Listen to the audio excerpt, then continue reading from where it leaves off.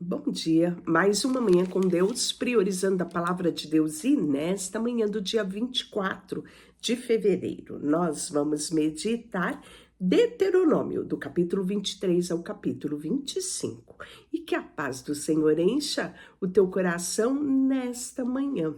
Hoje nós vamos falar sobre a adoração, as normas, tinha normas para adoração. E aqui lembrando que o Deuteronômio é um recapitular de tudo aquilo que Deus já trouxe anteriormente ao povo. Este é o último livro escrito por Moisés e tem esse ar de despedida, porque Moisés está muito próximo da sua morte. Então, o que é dito aqui é um recapitular daquilo que Deus já havia trazido ao povo, né? E essa preocupação é porque o povo está muito próximo de entrar na Terra Prometida, para que eles tivessem em mente tudo aquilo que Deus havia dito, né? Então, vou mesclar aqui o nosso devocional com o meu chá, né? Tentando aqui não tossir tanto, não atrapalhando muito o nosso momento aqui. Então, você já vai me perdoando aí, pega o seu cafezinho, seu chazinho, né? E vamos prosseguir aqui na nossa leitura bíblica. Então, primeiro ele vai falar daquelas pessoas que eram impedidas de entrarem nas reuniões sagradas, né, de fazerem parte ali daquele momento. Se um homem tiver o testículos esmagado ou um membro amputado, não terá permissão de entrar na reunião sagrada do Senhor. Se alguém for filho ilegítimo, nem ele, nem os seus descendentes, até a 10ª geração, não terão permissão de entrar nas reuniões sagradas, né? Então, aqui nós estamos vendo casos, né? Assim que hoje nos traz assim, imagina, né? Um filho ilegítimo, ele não tem culpa, né? Da ilegitimidade que sofreu, nem mesmo muitas vezes a sua descendência. Mas aqui, o que Deus queria fazer era trazer ao povo a importância daquilo que ele queria dar. E que a sua geração, se ele não cumprisse, quem seria maior prejudicado era a sua geração. É uma questão de conscientização dos meus atos hoje, o que vai influenciar no meu futuro, no futuro da minha geração. Então, glória a Deus que Jesus veio, né? E ele removeu tudo isso. Até mesmo os filhos ilegítimos, né? Até mesmo aquele que tinha membros amputados, alguma deficiência física, esses, através do sangue de Jesus, têm livre acesso ao Pai. Glória a Deus por tudo isso, não é? Veja só o que ele fala. Nenhum amonita ou moabita. Por quê? Porque aqui nós estamos vendo que essas duas gerações, amonita e moabita, eles eram descendentes das filhas de Ló. Tá lembrado da ocasião? Quando Ló sai de Sodoma e Gomorra, a sua mulher vira uma estátua de sal. E porque ela olhou para trás, desobedeceu, e Ló vai prosseguir o seu caminhar com as suas duas filhas. Quando as suas duas filhas percebem que seu pai já era velho, elas bolam um plano de embriagar o seu pai e se deitar com o seu pai, isso mesmo, manter relações sexuais com o seu pai para preservar o nome e a descendência do seu pai. E elas fazem isso. E as duas engravidam.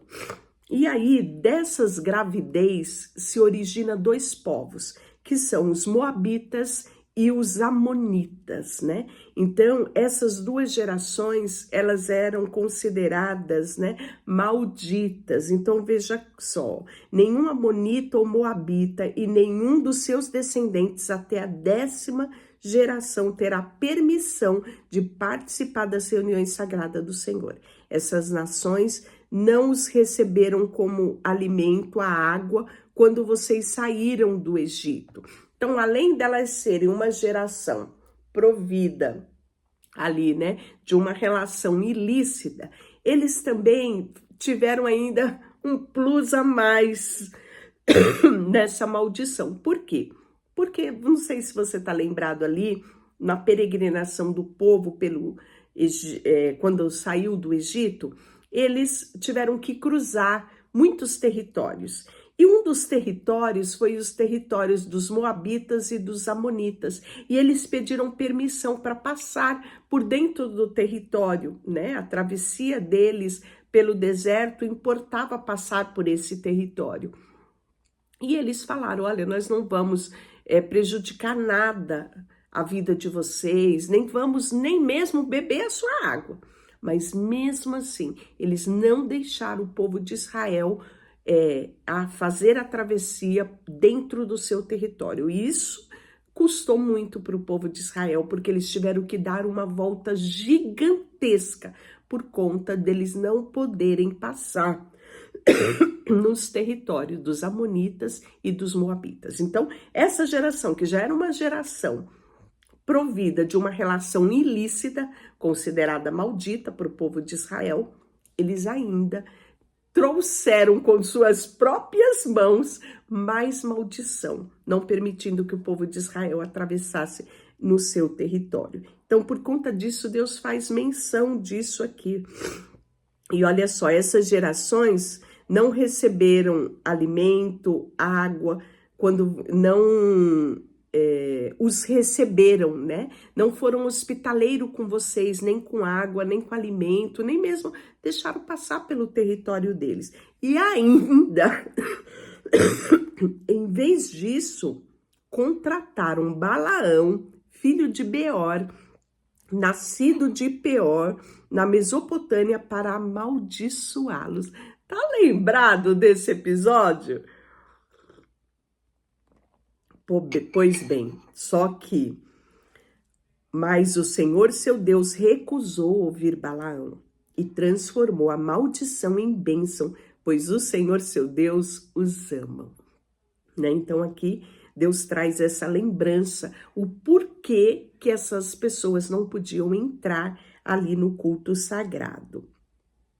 E aí, enquanto viverem, jamais promovam o bem-estar e a prosperidade dos Amonitas e dos Moabitas.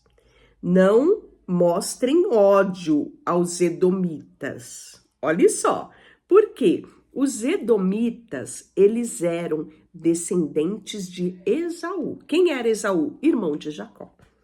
Então, aqui nós estamos vendo uma geração direta ali na linha, né, da bênção de Deus, que vem através de Abraão. Então, Abraão gerou Isaac, Isaac gerou 2 filhos, que era Jacó e Esaú. Israel é descendentes de Jacó e tem o seu irmão Esaú, que deu origem aos Edomitas. Então, Deus fala aqui para que eles não gerassem ódio no coração deles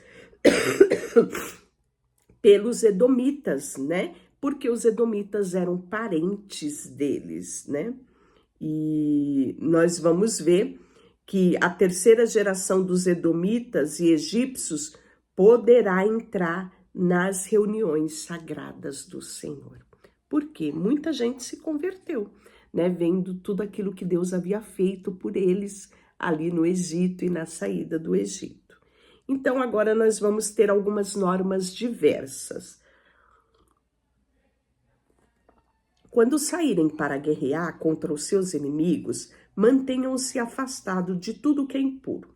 O homem que ficar cerimonialmente impuro por causa de uma poluição noturna sairá do acampamento, ficará fora o dia todo. Ao entardecer, ele vai se banhar e ao pôr do sol poderá voltar ao acampamento.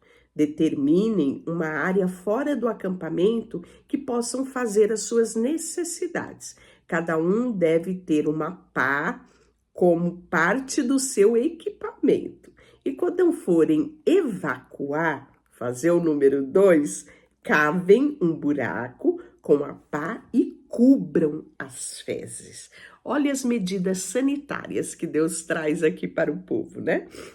O acampamento deverá ser santo, pois o Senhor, seu Deus, anda no meio dele, para proteger a vocês e derrotar os seus inimigos. Cuidem para que ele não veja em seu meio alguma coisa vergonhosa e se afaste de vocês. Se escravos fugirem, se refugiarem com vocês, não os devolvam aos seus senhores. Permita que eles vivam em seu meio, em qualquer cidade que escolherem, e não os oprimam. Nenhum israelita, homem ou mulher, se deixará, se inclinará, né, ou se dedicará à prostituição em templos idólatras. Quando apresentarem uma oferta para cumprir voto, não traga à casa do Senhor seu Deus oferta proveniente de lucros de uma prostituição ou de um prostíbulo, pois ambos são detestáveis ao Senhor seu Deus. Não cobrem juros sobre empréstimos que fizerem aos seus irmãos israelitas, seja dinheiro, de alimento ou qualquer outra coisa.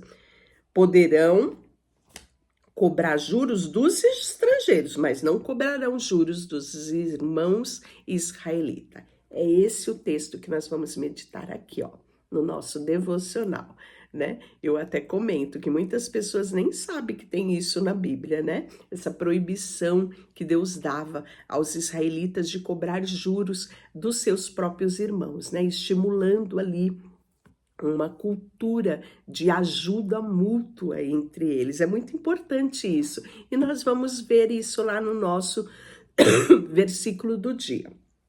Pois bem, continuando, quando fizerem um voto ao Senhor seu Deus, cumpra-o prontamente. O Senhor seu Deus cobrará de vocês o cumprimento dos votos ou serão culpados de pecado. Quando entrarem no vinhedo do seu irmão, poderão comer uvas até se saciarem, mas não leve um cesto.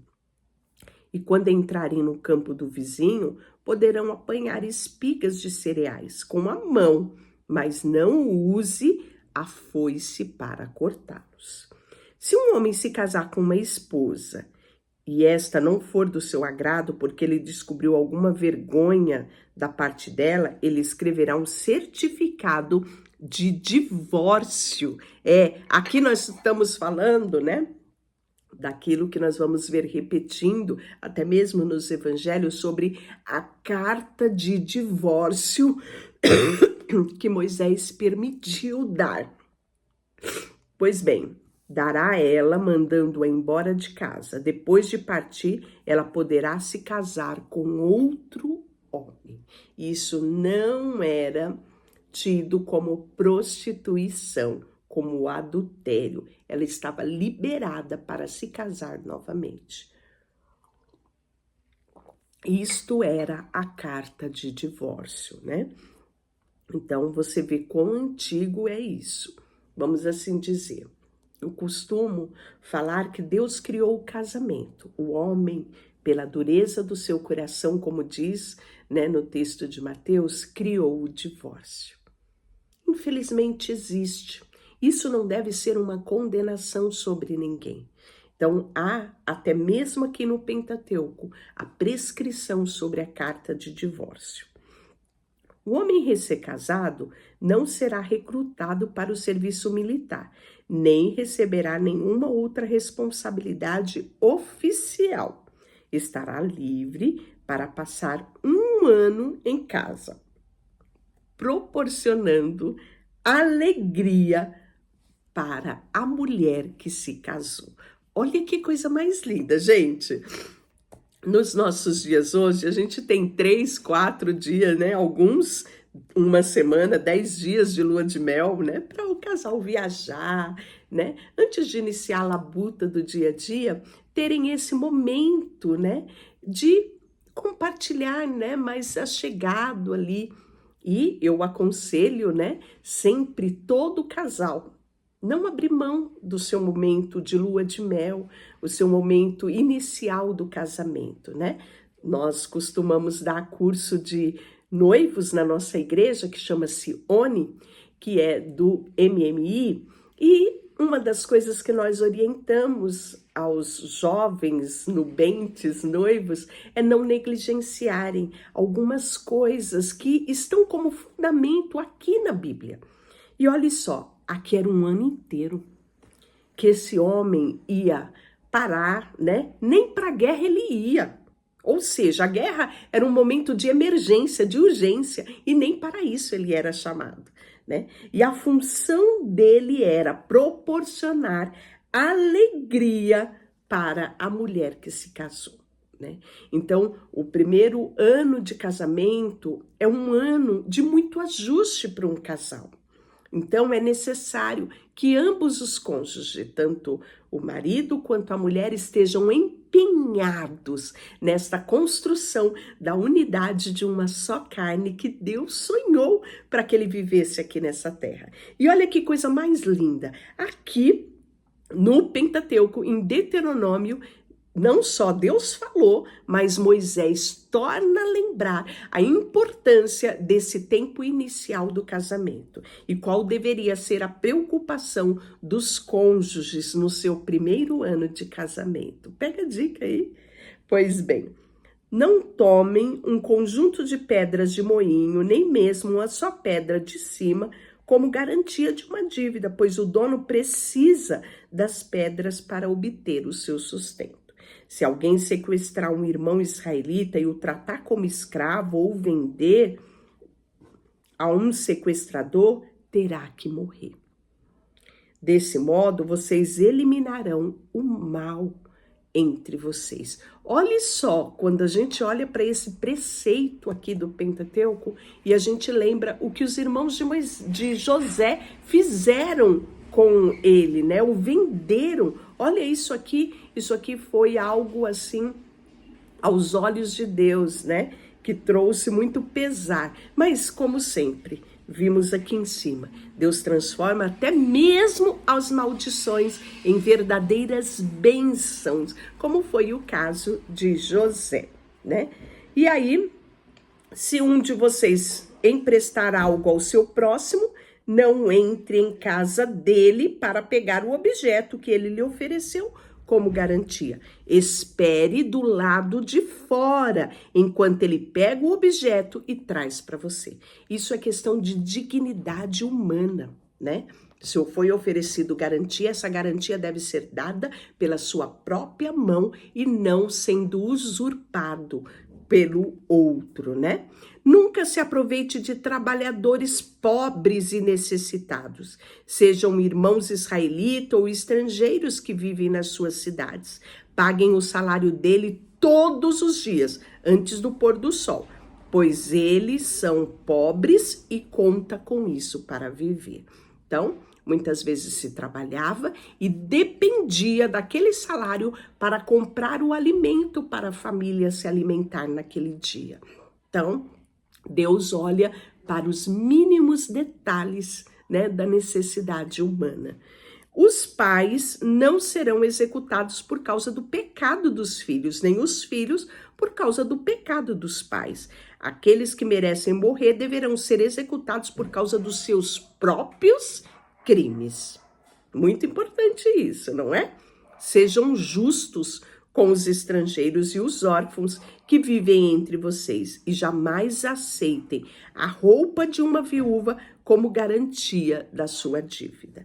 Lembre-se sempre de que vocês foram escravos no Egito e de que o Senhor seu Deus os libertou da escravidão. Por isso eu lhes dou as ordens. Quando estiverem fazendo a colheita de suas lavouras e esquecerem o feixe de cereal no campo, não voltem para buscá-lo. Deixe-o para o estrangeiro, para os órfãos, para as viúvas. Então o Senhor seu Deus os abençoará em tudo que fizerem. Olha aqui, né? Nós falamos do nosso versículo do dia, né? Que fala sobre o empréstimo, mas aqui a bênção de Deus está sobre a generosidade. o dar, né? Vamos ver lá na frente que dar e dar-se-vos-á, medida recalcada, sacudida e transbordante, é o segredo da prosperidade, totalmente na contramão daquilo que o mundo diz. E aí, quando sacudirem as azeitonas de suas oliveiras, não passem pelos mesmos ramos 2 vezes. Deixe as azeitonas restantes para os estrangeiros,